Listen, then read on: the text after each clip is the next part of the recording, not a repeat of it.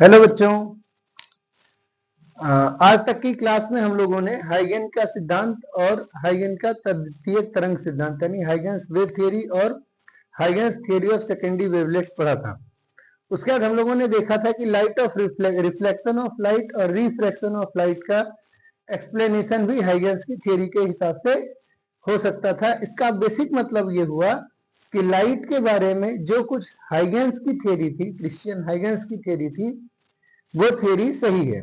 और अगर हाइगेन्स की थ्योरी सही है तो ऑब्वियस सी बात है कि लाइट से रिलेटेड और भी फेनोमेनन के बारे में हमको पता चल सकता था। ठीक है ना, और भी चीजें हमको ढूंढना चाहिए था।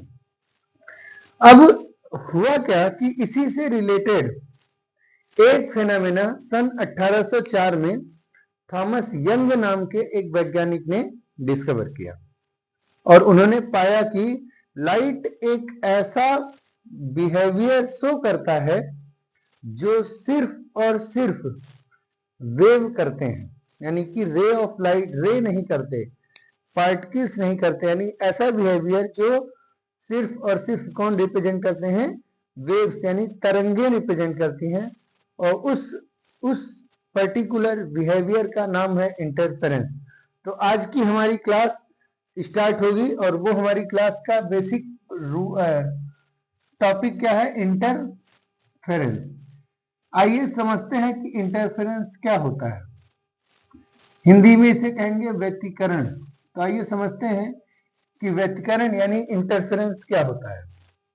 देखिए, आपने देखा होगा कि मोर का पंख जो होता है उसमें अलग अलग कलर दिखता है, ढेर सारे कलर्स होते हैं और वो कलर्स जब अलग अलग एंगल से देखे जाते हैं तो हमको थोड़ा वेरिएबल टाइप का कलर दिखाई देता है। ठीक है, इसी तरीके से कुछ बटरफ्लाईज होती हैं जिनके विंग्स का कलर अलग अलग डायरेक्शन से देखने पे हमको अलग अलग दिखाई देता है, होता है ऐसा। ठीक है, इसी तरीके से आपने 500 या 1000 या 100 के नोटों पर, करेंसीज पर आपने देखा होगा कि उसके बीच में अलग अलग छोटी छोटी पट्टियां होती हैं और उन पट्टियों को जब हम तिरछा करके देखते हैं तो वो हमको अलग अलग कलर के फॉर्म में रिप्रेजेंट होती हैं, अलग अलग कलर्स दिखाई देते हैं। इन सभी के पीछे प्रकाश की जिस परिघटना का रीजन है, यानी प्रकाश की जिस परिघटना का हाथ है, प्रकाश के जिस फेनोमेनन का हाथ है, इन सभी चीजों के पीछे लाइट के इस फेनोमेनन को कहते हैं इंटरफेरेंस ऑफ लाइट।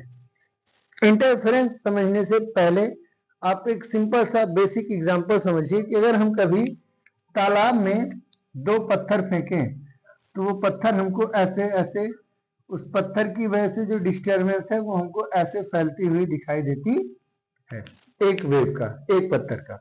और जो दूसरा पत्थर है उसका डिस्टर्बेंस भी हमको ऐसे फैलते हुए दिखाई देता है। जब हम कभी ध्यान से ऑब्जर्व करेंगे तो हम ऐसा पाएंगे कि इन जो वेव्स की जो मिक्सिंग है, जहां पे आपस में इंटरफेयर कर रहे हैं, यानी आपस में जहां मिक्स हो रहे हैं, वहां पर कुछ जगहों पर तो जो पानी का लेवल है वो नॉर्मल लेवल से ज्यादा हो जाता है और कुछ जगहों पे जो पानी का लेवल है वो नॉर्मल लेवल से कम हो जाता है। और ऐसा इसलिए होता है कि एक तरंग दूसरे तरंग में आकर के मिलती है और मिलने के इस घटना की वजह से उनका एम्पलीट्यूड चेंज हो जाता है और इसी फेनोमेनन को कहते हैं इंटरफेरेंस ऑफ वेव। ठीक, तो पानी के वेव्स में ये इंटरफेरेंस आसानी से हम देख पाते हैं, देखते हैं और इस पर ढेर सारे यूट्यूब पर वीडियोस हैं, आप कहीं से भी इसका एग्जांपल 1-2 मिनट के शॉर्ट वीडियोस में आसानी से देख सकते हैं। ठीक है, आप घर पे भी एक्सपेरिमेंट कर सकते हैं, कोई बहुत बड़ा चीज नहीं है। 2 पत्थर लेना है, सेम टाइम पे उनको गिरा देना है, आपको अपने आप इंटरफेरेंस का पैटर्न दिखाई दे जाएगा वाटर वेव्स में। ठीक है, पर उसी चीज को लाइट के फॉर्म में अप्लाई करना, तो पहली बार थॉमस यंग के दिमाग में आया कि अगर हाइगेन्स की थ्योरी के हिसाब से लाइट का वेव होना सेट हो रहा है, यानी लाइट वेव है, यानी लाइट वेव नेचर रिप्रेजेंट करता है, तो श्योर है कि इसे इंटरफेरेंस भी करना चाहिए। और इंटरफेरेंस के लिए 2 एक जैसे सोर्सेज होने चाहिए थे, इसलिए उन्होंने इंटरफेरेंस का पहले मैथमेटिकल मॉडल समझा और उसके बाद फिर एक्सपेरिमेंट भी किया। तो आइए डिटेल में समझते हैं कि इंटरफेरेंस क्या है। ठीक है,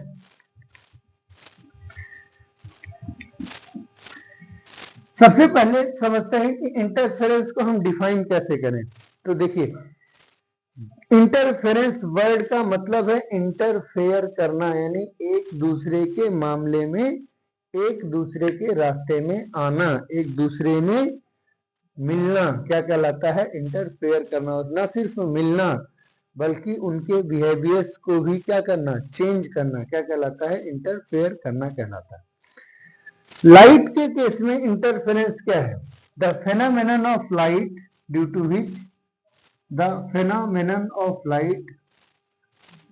टू विच या कह सकते हो ऑफ लाइट इन विच,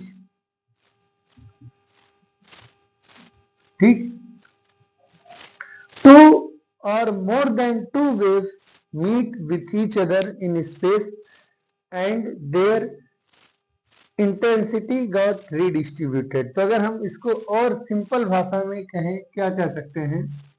हम कह सकते हैं कि द रीडिस्ट्रीब्यूशन ऑफ इंटेंसिटी, क्या कह सकते हैं? The redistribution of intensity of light when two light waves meet with each other is called as interference. दो लाइट के मिलने से रीडिस्ट्रीब्यूशन ऑफ एनर्जी होता है। क्या होता है? रीडिस्ट्रीब्यूशन ऑफ एनर्जी होता है। ये रीडिस्ट्रीब्यूशन ऑफ एनर्जी क्यों हो रहा है? क्योंकि उनकी इंटेंसिटीज चेंज हो रही है। तो रीडिस्ट्रीब्यूशन ऑफ इंटेंसिटी के इस फेनोमेनन को क्या कहते हैं? इंटरफेरेंस कहते हैं। ठीक है, अगर हिंदी में कहें तो कह सकते हैं कि जब दो या दो से अधिक प्रकाश की किरणें, प्रकाश तरंगे आपस में मिलती हैं तो उनके मिलने से उनकी तीव्रता का पुनर्वितरण होता है और इस पुनर्वितरण की घटना को कहते हैं व्यतिकरण। ठीक है, कुछ ऐसी बिंदु होते हैं, कुछ ऐसे जगह होते हैं जहां पर तीव्रता यानी इंटेंसिटी नॉर्मल किरणों के दोनों की इंटेंसिटी से योग से ज्यादा होता है, और कुछ ऐसे पॉइंट्स होते हैं जहां उन पर इंटेंसिटी उन नॉर्मल लाइट्स के इंटेंसिटी से भी कम होता है। ठीक है, इस परिघटना को कहते हैं इंटरफेरेंस ऑफ लाइट। अगर हम आसान भाषा में समझें तो इसे मान लीजिए कि कोई पेंडुलम है, ऐसे गोल गोल घूम रहा है, ठीक, और एक दूसरा पेंडुलम है जो गोल गोल ऐसे ऐसे घूम रहा है। दो पेंडुलम है जो ऐसे ऐसे घूम रहे हैं। अगर कभी गलती से दोनों एक ही डायरेक्शन में जाते समय लड़ जाते हैं तो इसका डायरेक्शन क्या हो जाएगा? बहुत ज्यादा बढ़ जाएगा। मतलब जैसे ऐसे जा रहे हैं, ये इससे लड़ गया, जैसे ये जा रहा था आके लड़ गया, उस केस में इसका इंटेंसिटी बढ़ जाएगा, इसका एम्पलीट्यूड क्या होगा? बढ़ जाएगा। फिर मान लीजिए ये ऐसे आ रहा था, पीछे से ये आके लड़ गया तो इसका भी एम्पलीट्यूड बढ़ जाएगा। यानी अगर दोनों सेम डायरेक्शन में जाते समय कोलाइड कर जाते हैं तो उनकी इंटेंसिटी यानी एम्पलीट्यूड बढ़ जाएगा, और अगर दोनों अपोजिट डायरेक्शन में आते हुए लड़ जाते हैं तो उस केस में क्या होगा कि उनका इंटेंसिटी यानी एम्पलीट्यूड एकदम से क्या हो जाएगा? बहुत ही कम हो जाएगा, क्योंकि अपोजिट डायरेक्शन में लड़ते हैं। तो जो इंटरफेरेंस होता है वह बेसिकली दो तरह का होता है। एक वो जिसमें इंटेंसिटी बढ़ जाती है जिसे कहते हैं कंस्ट्रक्टिव इंटरफेरेंस, और एक वो जिसमें इंटेंसिटी घट जाती है उसे क्या कहते हैं? Destructive interference. तो इंटरफेरेंस क्या है? The redistribution of energy because due to mixing of two light waves is called as interference. दो प्रकाश तरंगों के मिलने के कारण उनकी तीव्रता का पुनर्वितरण होना क्या कहलाता है? व्यतिकरण कहलाता है। व्यतिकरण हमें दो प्रकार का होता है, एक कंस्ट्रक्टिव इंटरफेरेंस जिसे कहते हैं संपोषी व्यतिकरण, ठीक है, और एक डिस्ट्रक्टिव इंटरफेरेंस जिसे कहते हैं विनाशी व्यतिकरण। यानी अगर दो लाइट रेज आपस में मिलती हैं, दो लाइट की वेव तरंगे आपस में मिलती हैं, ठीक, और जहां वो मिलती हैं उस बिंदु पर उनकी तीव्रता यानी जो नई तीव्रता है मिलने पर इंटेंसिटी है, वो इंटेंसिटी उनके इंडिविजुअल इंटेंसिटी से भी ज्यादा हो जाती है तो कहेंगे कि हमारा कौन सा इंटरफेरेंस हुआ है, कंस्ट्रक्टिव इंटरफेरेंस हुआ है। और अगर दोनों पर किसी पॉइंट पर इंटेंसिटी उन वेव्स की इंटेंसिटी से कम हो जाती है तो वहां कहते हैं कि डिस्ट्रक्टिव इंटरफेरेंस होता है। ठीक है, तो इंटरफेरेंस दो तरीके का है, कंस्ट्रक्टिव और डिस्ट्रक्टिव। कब होगा तो ध्यान रखिए, अगर दो वेव्स सेम फेज में मिलते हैं तो उसे क्या कहेंगे, कंस्ट्रक्टिव। अगर दो वेव्स अपोजिट फेज में मिलते हैं तो उसे क्या कहेंगे, डिस्ट्रक्टिव इंटरफेरेंस। क्योंकि वहां पे हमारा क्या बनेगा, अगर सेम फेज में मिले हैं तो इंटेंसिटी मैक्सिमम हो जाएगी और उसे कहेंगे पॉइंट ऑफ मैक्सिमा।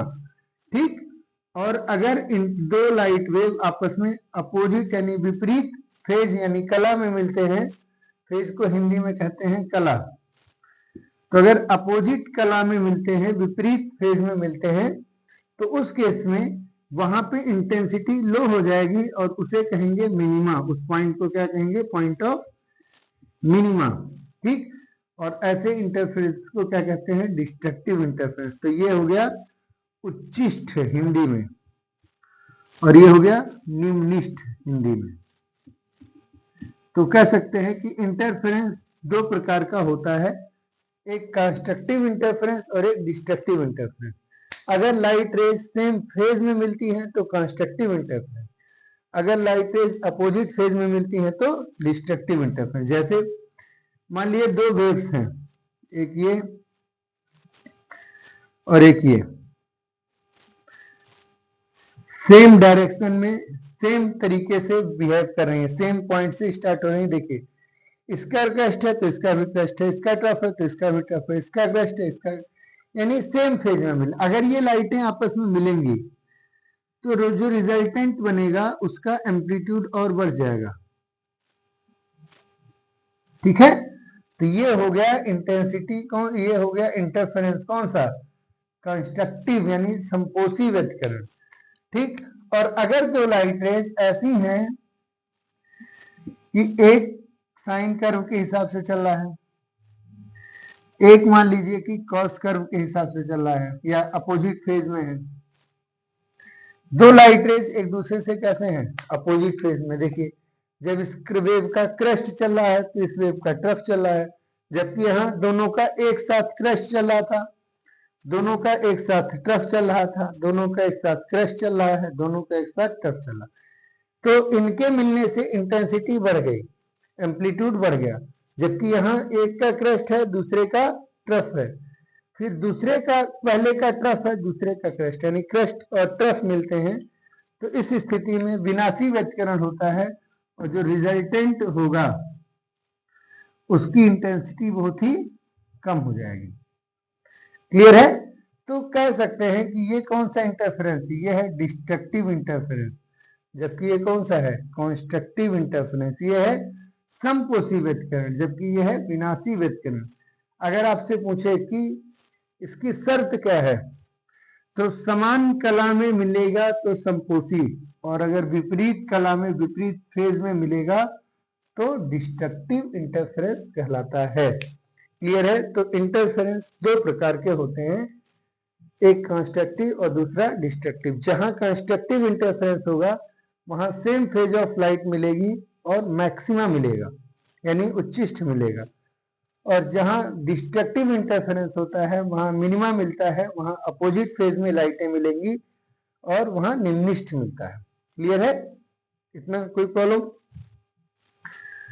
अब आते हैं कि ऐसे कैसे हम जाने कि सेम फेज में कब मिलेंगे और अपोजिट फेज में कब मिलेंगे, और मिलते हैं तो नई इंटेंसिटी क्या होगी, नया एम्पलीट्यूड क्या होगा, उससे रिलेटेड क्या और फार्मूला हो सकता है। तो आइए अब हम फार्मूला डिराइव करते हैं। ठीक है, आई होप कि डेफिनेशन आपके समझ में आ गई होगी। आपको बोर्ड में कैसे लिखना है, अगर उसके लिए आपको कुछ डाटा चाहिए तो आप हमारे पास मैसेज कर सकते हैं, हम आपको पूरा डिटेल दे देंगे। और जल्दी ही हम टेलीग्राम चैनल लाएंगे और उस टेलीग्राम चैनल पर आपको सारा इंफॉर्मेशन मिलता रहेगा। ठीक है, तो चलिए आगे बढ़ते हैं। अब हम आते हैं कि इसका फॉर्मूला कैसे डिराइव करेंगे। यानी इंटरफेरेंस ऑफ वेव का एनालिटिकल अप्रोच क्या होगा, फिर करेंगे प्रैक्टिकल यानी एक्सपेरिमेंटल अप्रोच। पहले हम करेंगे analytical approach, analysis, mathematical analysis करेंगे, ठीक है। तो आइए शुरू करते हैं।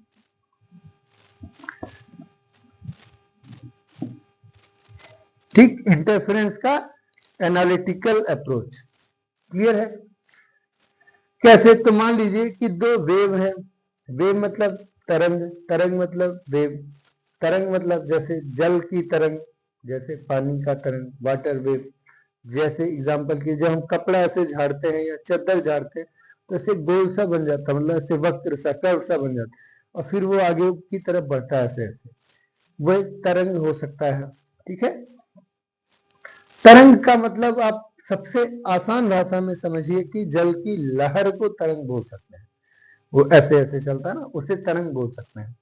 रस्सी को झटकने पे एक तरंग बनती है, ऐसे ऐसे जाती है, उसको तरंग बोल सकते हैं। तो तरंग लेते हैं, किसी भी तरंग में यानी वेव में उसका डिस्प्लेसमेंट इक्वेशन, यानी मान लीजिए ये वेव है, हम यहाँ पर साइनोसाइडल वेव की बात करेंगे, सिर्फ नॉन साइनोसाइडल की बात नहीं करेंगे। ये कौन सा वक्र जा रहा है, कौन सा ग्राफ है, साइन का कर्व है, तो हम साइन कर्व का एग्जांपल लेकर के चलेंगे, ठीक है। तो मान लीजिए कि ये एक वेव है, ये इसका डिस्प्लेसमेंट है अलोंग बाई एक्सिस और ये है इसका टाइम t, क्लियर है। मान के चलते हैं कि इसका इनिशियल कोई फेज डिफरेंस नहीं है, तो एक वेव है, ठीक इस तरीके से होता है रिप्रेजेंट करने के लिए। अब मान लीजिए कि एक सोर्स है यहाँ S1 और एक सोर्स है यहाँ S2, यहां से कोई वेव निकली और यहां पहुंची, ठीक है। एक वेव यहां से निकली, वो भी ट्रेवल करके यहां पहुंची, जहां दोनों मिले जिस पॉइंट पर, सपोज करिए कि उस पॉइंट का नाम रख देते हैं P। लाइट रेज S1 से P और S2 से P ट्रेवल कर रहे हैं और S1 से P और S2 से P ट्रेवल करने के बाद उनके पाथ में डिफरेंस हो रहा है और इस पाथ डिफरेंस की वजह से हो सकता है कि वो सेम फेज में मिले, हो सकता है कि वो एक दूसरे से अपोजिट फेज में मिले। अगर सेम फेज में मिलेंगे तो कंस्ट्रक्टिव इंटरफेरेंस होगा, अगर अपोजिट फेज में मिलेंगे तो डिस्ट्रक्टिव इंटरफेरेंस होगा। ये बात क्लियर हो गई यहाँ तक। चलिए, तो अब क्या करते हैं कि मान लीजिए दो वेव है 1 और 2, तो पहले वेव का डिस्प्लेसमेंट इक्वेशन है y equals to a1 sine omega t minus kx, ठीक है। इसने कितना डिस्टेंस ट्रेवल किया यहां से यहां तक आने में, सपोज करिए x। दूसरा वेव है a2 sine omega 2 minus k और इसका डिस्प्लेसमेंट है सपोज करिए x प्लस डेल्टा x, तो हम लिखेंगे x plus delta x, clear है। सबसे पहले ये समझना जरूरी है कि इसमें किस सिंबल का क्या मतलब होता है, ठीक, किस सिंबल का क्या मतलब होता है। तो देखिए किस सिंबल का क्या मतलब होता है ये जानने के लिए देखिए कि किसी भी वेव में जैसे जैसे हम आगे बढ़ते हैं वैसे वैसे उसके वाई एक्सिस का डिस्प्लेसमेंट यानी उसके प्रोपेगेशन के डायरेक्शन के परपेंडिकुलर जो डिस्प्लेसमेंट होता है वो बार बार क्या करेगा, वेरी करेगा। वेव आगे जा रही है, उसके साथ वर्टिकल डिस्प्लेसमेंट क्या कर रहा है, वेरी कर रहा है। उसके वर्टिकल डिस्प्लेसमेंट और लीनियर डिस्प्लेसमेंट का टाइम के साथ क्या रिलेशनशिप है, उसके लिए वेव इक्वेशन होती है जिसमें ये उसका डिस्प्लेसमेंट बताते हैं। A1 या A2 एम्पलीट्यूड है, ओमेगा एंगुलर फ्रीक्वेंसी है। A1 एंड A2 क्या है, एम्पलीट्यूड्स हैं, एम्पलीट्यूड्स ऑफ वेव्स हैं। ओमेगा क्या है, एंगुलर फ्रीक्वेंसी है, एंगुलर फ्रीक्वेंसी है। हिंदी में जिसे हम क्या कह सकते हैं, हिंदी में कह सकते हैं कोणीय आवृत्ति, कोणीय आवृत्ति। और ओमेगा का फॉर्मूला होता है 2 पाई बाई टाइम पीरियड या 2 पाई एफ या न्यू फॉर फ्रीक्वेंसी, जहां न्यू क्या है, फ्रीक्वेंसी यानी आवृत्ति है। ठीक है, ओमेगा के लिए फॉर्मूला। अब बचा टी टाइम है, हम लोग जानते हैं। के इंपॉर्टेंट है, के को कहते हैं वेव कांस्टेंट। के क्या है, एक तरीके का कांस्टेंट है, हर वेव के लिए कांस्टेंट टर्म होता है। उस कांस्टेंट की वैल्यू होती है 2 पाई बाई लेमडा, जहां यानी वेयर लेमडा क्या है, लेमडा है वेव का वेवलेंथ यानी तरंग दैर्घ्य। तो ये इंफॉर्मेशन आपको वेव्स के बारे में होनी चाहिए। अब ध्यान रखिएगा, ये एम्पलीट्यूड है, ये उस वेव का नेचर है कि साइन कर्व बता रहा है कि कॉस कर्व बता रहा है, और सबसे इंपॉर्टेंट ब्रैकेट में साइन के बाद ये जो एंगल के फॉर्म में होता है, इस चीज को कहते हैं फेज। इस चीज को क्या कहते हैं, इस चीज को पूरे को क्या कहते हैं, फेज। अगर आप ध्यान से देखें तो पाएंगे कि omega t minus k x minus के इंटू डेल्टा एक्स इसका फेज है, जबकि इसका फेज है omega t minus k x. ठीक, तो इसके फेज और इसके फेज में डिफरेंस है। वो फेज डिफरेंस कितना है उस हिसाब से डिपेंड करता है कि सेम फेज में मिलेंगे कि अपोजिट फेज में मिलेंगे। क्लियर है, तो ये चीज का आप स्क्रीनशॉट ले लीजिए। बेस्ट है कि आप हमारे साथ नोट करते चलिए, क्योंकि ये डेरिवेशन बोर्ड के एग्जाम के लिए बहुत ही इंपॉर्टेंट होता है। ठीक है, बोर्ड एग्जाम में सीधे सीधे डेरिवेशन ही पूछा जा सकता है। नीट चाहे वो आपका सीबीएसई बोर्ड हो, चाहे वो आपका यूपी बोर्ड हो। ठीक है, और क्योंकि ये टेक्निकल लैंग्वेज में ही लिखना है, तो यहाँ मैं लैंग्वेज का बहुत ज्यादा फर्क नहीं पड़ेगा। वैसे भी मैंने आपको हर चीज आपके टर्म में बता दिया। एम्पलीट्यूड को हिंदी में क्या कहते हैं, एम्पलीट्यूड को कहते हैं आयाम। तो पहले वेव का इक्वेशन, सेकेंड वेव का इक्वेशन, इसको नोट कर लीजिए।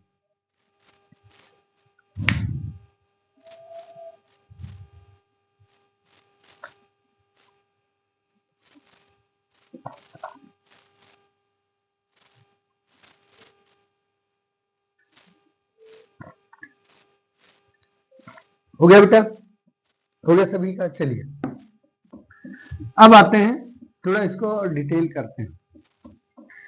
तो अगर हम इस इक्वेशन को थोड़ा सा सॉल्व करें तो पाएंगे कि हो जाएगा a2 sine omega t minus k x minus के इंटू डेल्टा एक्स। ये चीज तो इसी के बराबर है, ये एक्स्ट्रा है, तो हम लिख सकते हैं a2 sine omega t minus k x minus 5। चाहे माइनस लिखिए चाहे माइनस लिखिए चाहे प्लस लिखिए, उससे कोई फर्क नहीं पड़ता। तो एक चीज इंपॉर्टेंट होगी क्या, कि पहले वेव ने S1 से P डिस्टेंस ट्रेवल किया, दूसरे ने S2 से P डिस्टेंस ट्रेवल किया।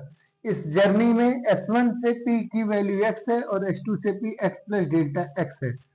इसका मतलब हुआ कि जब वेव के पाथ में अंतर है तो फेज में भी अंतर है। तो ये हो गया, ये दोनों आपस में रिलेट हो गए, यानी k into delta x equal हो गया 5k, यानी 5 इक्वल टू हो गया 2 pi by lambda into delta x, जिसमें से फाई को क्या कहते हैं, फाई को कहते हैं कलांतर।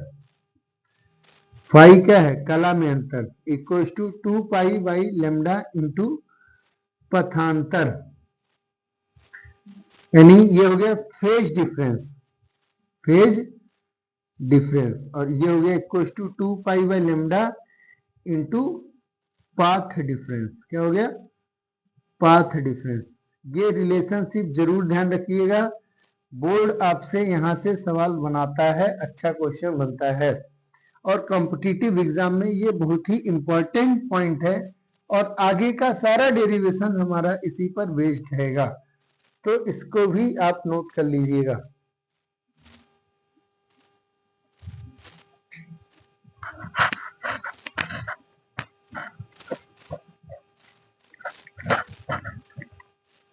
हो गया,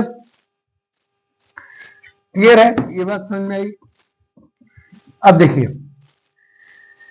हमारे पास 11th में हमने पढ़ा था कि जब भी दो वेव आपस में मिलती हैं कभी भी, तो उन दोनों वेव्स का जो रिजल्टेंट होगा उसका डिस्प्लेसमेंट इंडिविजुअल वेव्स के डिस्प्लेसमेंट के वेक्टर एडिशन के बराबर होता है, जिसे हम क्या बोलते हैं, सुपरपोजिशन प्रिंसिपल। क्या बोलते हैं?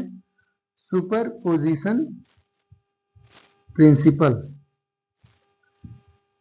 अध्यारोपण का सिद्धांत, अध्यारोपण का सिद्धांत।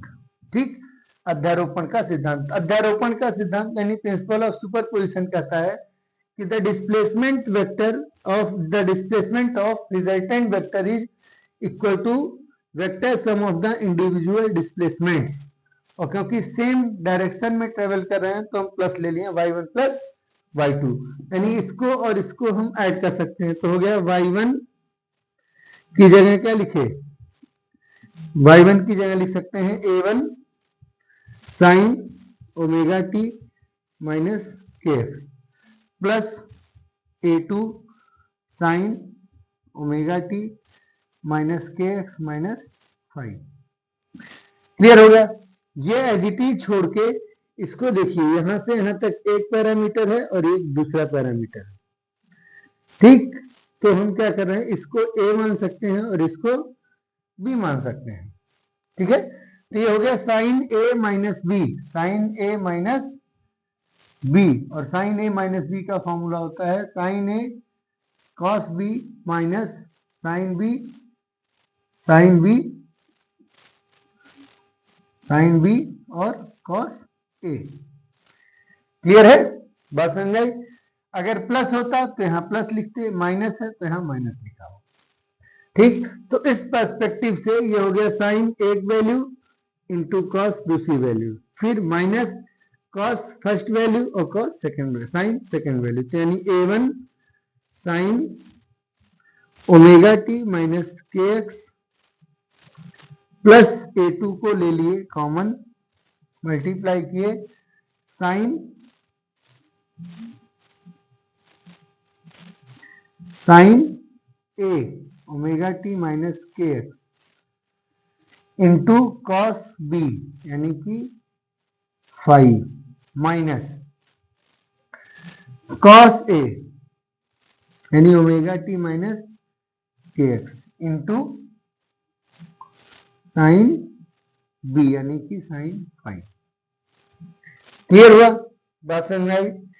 अब अगर चाहें तो a2 का पूरे में मल्टीप्लाई कर दें अगले स्टेप में, a2 का पूरे में मल्टीप्लाई कर दिया अगले स्टेप में, फिर यहां भी साइन है यहां भी साइन है, उसको कॉमन ले सकते हैं और ये कॉस टर्म वाला अलग हो जाएगा। क्लियर हुआ? बात समझ में आई? तो हमारे पास आया क्या क्या, हमारे पास आया a1 sine omega t minus k x, ठीक है, और इसको इक्वेट किया मल्टीप्लाई करके, तो a2 sine omega t minus k x into cos 5। ठीक, और ये माइनस साइन के साथ यहाँ मल्टीप्लाई हो गया, तो a2 प्लस में माइनस में ये तो हो गया a2 कॉस, या a2 पहले लिख देते हैं साइन 5 और cos omega t minus k x. Clear हुआ? ये बात समझ में आई? इस इक्वेशन को एक बार मैच कर लीजिए, देख लीजिए, समझ लीजिए, फिर बताइए।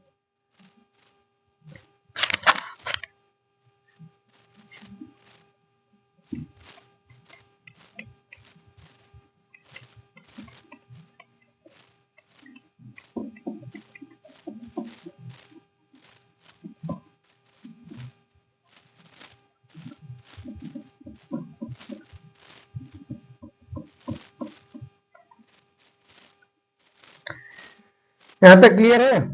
सो हमारे पास y इक्वल टू आया, y इक्वल टू आया, चाहे तो साइन ये टर्म और ये टर्म सेम है, इसमें cos फाई है इसमें नहीं है, और यहाँ साइन फाई है, तो हम इसको लिख सकते हैं कैसे, a1 plus a2 cos phi into sine omega t minus k x. Sine omega t minus k x को क्या ले लिए, कॉमन ले लिए, तो इस टर्म से बचा a1 और इस टर्म से बचा a2 और cos फाई। क्लियर हुआ, समझ में बात। माइनस साइन लगाए और लिखे a2 sine phi into cos omega t minus k x. ये हमारा इक्वेशन आया किस चीज का, ये हमारा इक्वेशन आया डिस्प्लेसमेंट ऑफ द रिजल्टेंट का। क्लियर है, ये जो डिस्प्लेसमेंट ऑफ द रिजल्टेंट आया है ये एक वेव के जैसा तो दिख रहा है, पर ये एक एग्जैक्ट वेव नहीं बन पा रहा है कि एक्चुअली क्या वेव की वैल्यू आएगी। अगर ये नहीं समझ में आ रहा तो हम क्या कर सकते हैं, ये वैल्यू एक कांस्टेंट होगा। कैसे, a1 फर्स्ट वेव का एम्पलीट्यूड है, a2 सेकेंड वेव का एम्पलीट्यूड है, और फाई उन दोनों के बीच का फेज डिफरेंस है, इनिशियल फेज डिफरेंस। और क्योंकि ये एक तरीके से किस पे डिपेंड करेगा, डेल्टा एक्स पे, जो टाइम के रिस्पेक्ट में, मतलब या कह सकते हो जो एक तरीके से क्या है, फेज डिफरेंस तो कांस्टेंट ही होगा ना, तो ये क्या हो गया, कांस्टेंट हो गया। और किस नेचर का कांस्टेंट है, कॉस के फंक्शन का कांस्टेंट है। तो हम मान लेंगे कि अगर हम a1 plus a2 cos phi को एक कांस्टेंट बनाना चाहें तो ऑब्वियस सी बात है कि वो कॉस के नेचर का ही बनेगा। तो हम मान लेते हैं कि इसको लिखे हमने क्या लिखा, a cos थीटा, जहां a और थीटा दो अलग अलग कांस्टेंट्स हैं। ठीक है, सिमिलरली इस वाले लाइन में a2 साइन फाई को हम क्या मान सकते हैं, एक और कांस्टेंट a साइन फाई। आपस में इनको रिलेट कर सकते हैं। ऐसा क्यों हुआ अभी आपको क्लियर हो जाएगा कि ऐसा ही क्यों लिए, कुछ और क्यों नहीं लिए। तो देखिए, जब ये वैल्यू यहां ऊपर पुट किए तो हो जाएगा y equals to a cos theta into sine omega t minus k x minus a sine theta into cos omega t minus k x. अब यहां देखिए, कॉस थीटा साइन, यानी कॉस साइन दोनों है, कॉस और साइन किस में आता है, साइन a माइनस बी में आता है। तो साइन के साथ फंक्शन है omega t minus k x, यानी ये है a, और कॉस के साथ है पहले टर्म में थीटा, यानी ये है b। यहाँ है ये b और यहाँ है ये a। तो लिख सकते हैं a कॉमन है, तो a कॉमन हो गया, तो लिख सकते हैं sign omega t minus k x into cos theta minus sign theta into cos omega t minus k x. किसी भी टर्म में आपको कहीं भी दिक्कत हो तो आप हमें बताइए। क्लियर है, हर स्टेप अगले स्टेप से आया है, कॉमन ले लिए, एक कॉमन हो गया, कट गया। अब देखिए ध्यान से, यह है sine a into cos b minus sine b into cos a. इसका मतलब ये हो गया sine a minus sine minus a into sine minus sine a minus b. तो ये हो गया a साइन a यानी omega t minus k x और माइनस b यानी कि थीटा। ठीक है, और अगर हम चाहें तो ये ब्रैकेट क्या कर सकते हैं, रिमूव कर सकते हैं। क्लियर हो गया, कोई फर्क पड़ेगा नहीं। ये हमको क्या बता रहा है, ये एक इक्वेशन ऑफ वेव है जिसमें a एम्पलीट्यूड होना चाहिए, साइन उसका नेचर है, और ओमेगा टी एंगुलर फ्रीक्वेंसी का टर्म बताता हूं, ओमेगा के वेव कांस्टेंट है, और थीटा उसका फेज डिफरेंस है, यानी फेज है। यानी सिंपल कि दो वेव्स का जो रिजल्टेंट आया है वो वेव भी कैसा है, वो भी क्या है, एक वेव है। दो वेव्स के इंटरफेरेंस के बाद जो लाइट वेव का इक्वेशन आया है वो खुद भी एक क्या है, वेव है। यानी ये आपका इक्वेशन ऑफ रिजल्टेंट वेव है। ये क्या है, इक्वेशन ऑफ रिजल्टेंट वेव है। दो वेव्स के मिलने से जो रिजल्टेंट वेव आया उस रिजल्टेंट वेव का इक्वेशन है। जो ये इक्वेशन थी जहां से बाद हमने कांस्टेंट्स लिए हैं, उन कांस्टेंट्स की को इस फॉर्मेट में लिखने का यही वजह था ताकि जो रिजल्टेंट आए वो क्या है, एक वेव आए। क्लियर हुआ? तो आपको ये पॉइंट थोड़ा सा याद करना पड़ सकता है कॉम्पिटिटिव, क्योंकि बोर्ड एग्जाम में लिखते टाइम आपका फ्लो नहीं टूटना चाहिए, इसलिए इस चीज को थोड़ा ध्यान से थोड़ा ध्यान से समझ के लिखने की कोशिश करना है। बाकी साइन ए माइनस बी का फॉर्मूला याद रखना है ताकि आपको कहीं भी दिक्कत ना हो। तो ये हो गया वेव का रिजल्टेंट, और अगर ये रिजल्टेंट वेव है तो इसका एम्पलीट्यूड ए है और उस ए की वैल्यू क्या होगी वो हम निकाल सकते हैं। सिमिलरली इसका फेज थीटा है तो वो थीटा क्या होगा वो भी हम निकाल सकते हैं। कैसे? तो देखिए, जो दो इक्वेशन हमने लिया था उसको कंसीडर कर लेते हैं, equation number 1 and equation number 2। ठीक, तो इन दोनों के यूज से हम अपना रिजल्टेंट इक्वेशन का सब कुछ बना सकते हैं। तो देखिए कैसे।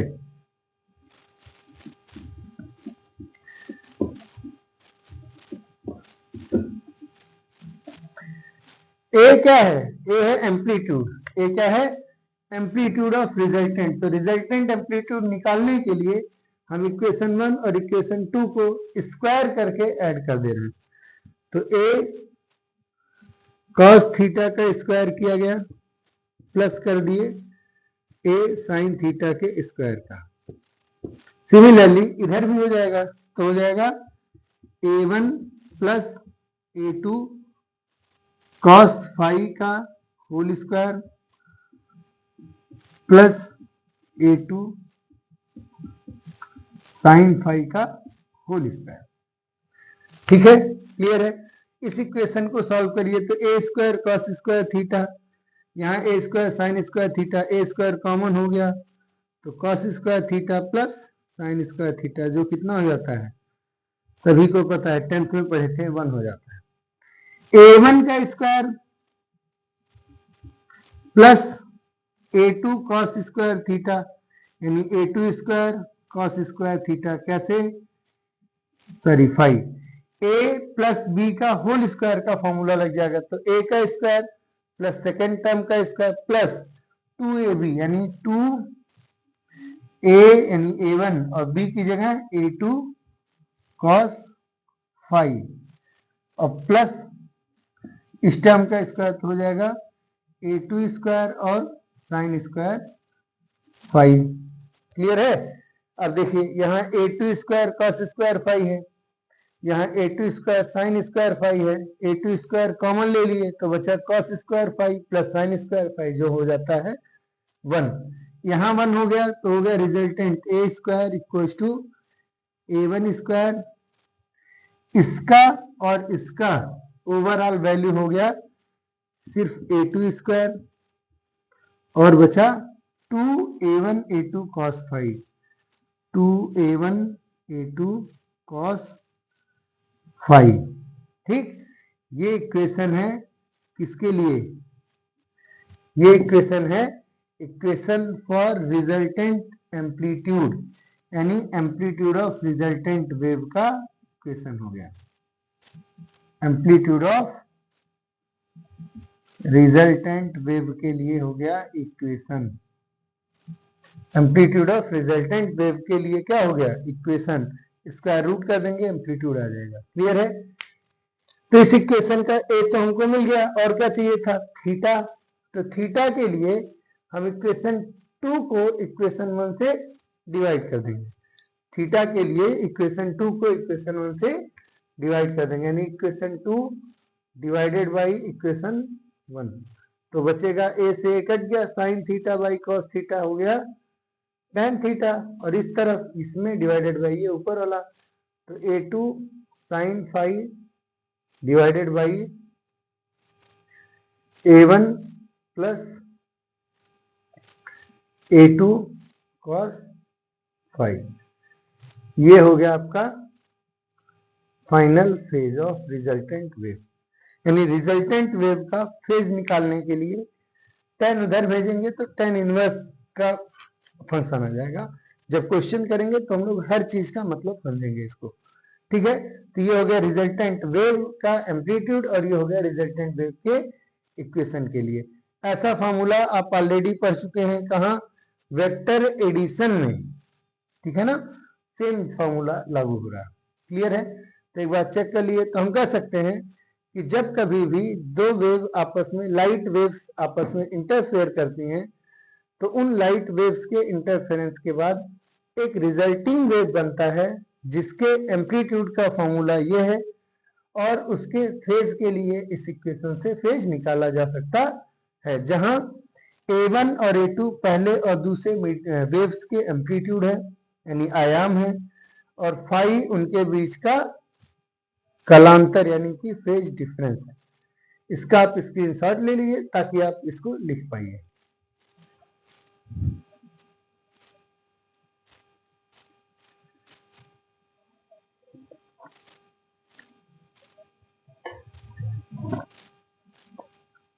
हो गया बेटा, आप देखें।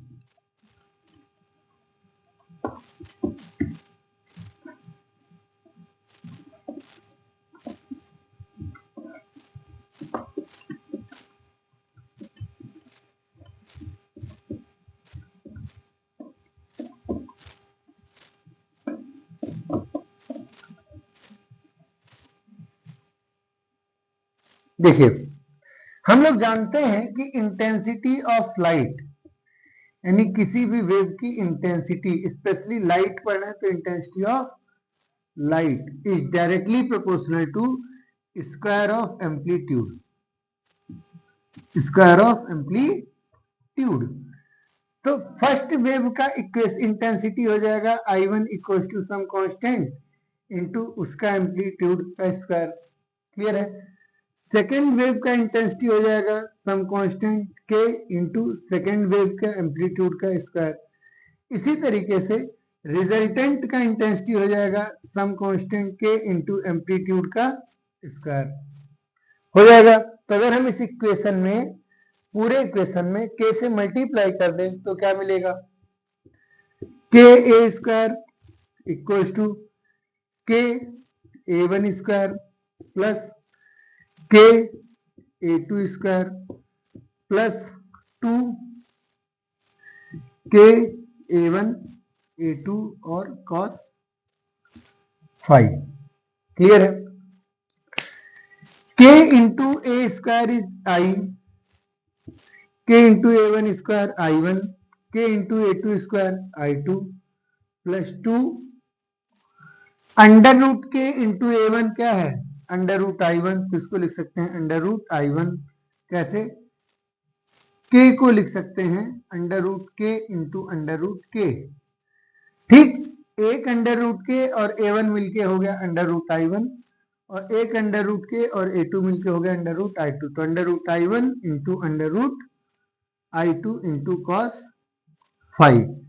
ये फॉर्मूला हो गया रिजल्टेंट इंटेंसिटी का, ये फॉर्मूला हो गया रिजल्टेंट इंटेंसिटी का, रिजल्टेंट इंटेंसिटी का, क्लियर है, बात समझ में आई। इसमें कोई दिक्कत, इसका मतलब है कि हमने दो वेव लिया, दोनों वेव के इक्वेशंस के हेल्प से उनके एम्पलीट्यूड का उनके रिजल्टेंट का एम्पलीट्यूड, उनके रिजल्टेंट का इक्वेशन और उनके रिजल्टेंट वेव की इंटेंसिटी का फॉर्मूला डिराइव किया। अब सवाल है कि इंटरफेरेंस ऑफ टू वेव्स से इंटरफेरेंस का वेव मिल गया। ये जो वेव बना नया वाला, उस नए वाले वेव की इंटेंसिटी मिल गई, पर सवाल है कि इंटरफेरेंस दो तरह का होता है, कंस्ट्रक्टिव और डिस्ट्रक्टिव। तो कंस्ट्रक्टिव इंटरफेरेंस कब होगा और डिस्ट्रक्टिव इंटरफेरेंस कब होगा, और इसके क्या मतलब है, इसके लिए क्या कंडीशंस है, और फिर उनसे रिलेटेड सवाल कैसे करेंगे, इन सभी के लिए आपको इंतजार करना होगा हमारे अगले वीडियो का, जो कि आपको एक ही दिन बाद, जब यह वीडियो आपको मिलेगा उसके अगले दिन यह वीडियो आपको अगला वाला भी मिल जाएगा न्यूमेरिकल्स के साथ। तो अब हम आज की क्लास यहीं पे फिनिश करते हैं। आप इसका एक्सरसाइज एक बार जरूर कर लीजिएगा, एक बार प्रैक्टिस कर लीजिएगा, क्योंकि जब भी बोर्ड में आता है 3 मार्क्स या 5 मार्क्स के क्वेश्चन में आता है। ठीक है, कॉम्पिटिटिव पर्सपेक्टिव से सिर्फ फॉर्मूले इंपॉर्टेंट है, पर बोर्ड पर्सपेक्टिव से पूरा डेरिवेशन ही इंपॉर्टेंट है। तो डेरिवेशन के लिए हम आपको एक दिन का टाइम दे रहे हैं। अगली क्लास में हम लोग इससे रिलेटेड क्वेश्चंस करेंगे और फिर कंस्ट्रक्टिव और डिस्ट्रक्टिव इंटरफेरेंस के लिए क्या कंडीशंस निकल के आती हैं, उन कंडीशंस को भी समझेंगे। साथ ही साथ नीट और जेई जैसे एग्जाम्स में क्या सवाल आए हुए हैं इस कंसेप्ट पर, उसको भी ध्यान से देखेंगे। फिर उसके बाद हम लोग यंग का डबल स्लिट एक्सपेरिमेंट पढ़ेंगे। ठीक है, तो तब तक के लिए धन्यवाद।